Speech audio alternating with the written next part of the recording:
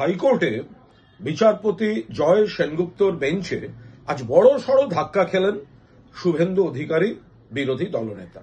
এর আগে জাস্টিস মান্থা যে রক্ষা কবচ দিয়েছিলেন, খুল্লা রক্ষা কবচ, কিছুই করা যাবে না, তো সেটা থামিয়ে দিয়েছেন জয় সেনগুপ্ত। তিনি বলেছেন এভাবে একটা দীর্ঘকালীন, তার কোনো শেষ নেই, এই রক্ষা কবচ এভাবে হতে পারে না, এটার শেষ হওয়া প্রয়োজন।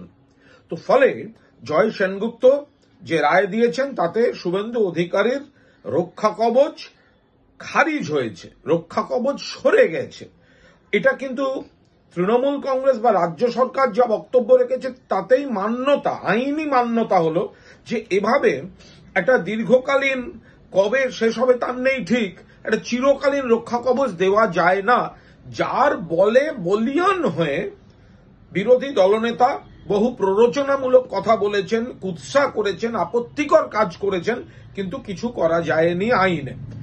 এর সঙ্গে সঙ্গে আজকে হাইকোর্ট 15টি মামলা খারিজ করেছে, কিন্তু বাকিগুলিতে স্পেশাল ইনভেস্টিগেটিং টিম তৈরি করে দিয়েছেন যারা বিষয়গুলি খতিয়ে দেখবেন।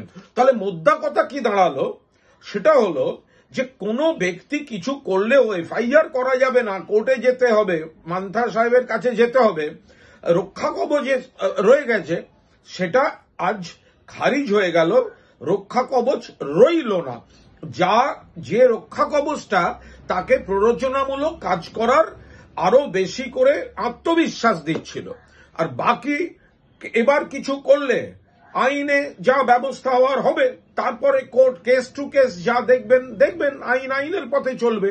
কিন্তু এই যে একটা বিরলের মধ্যে বিরলতম রক্ষা কবচ, তো এটার অবসান আজ ঘটিয়ে দিয়েছেন। এটা নিশ্চিতভাবে শুভেন্দু অধিকারীর জন্য বড় ধাক্কা।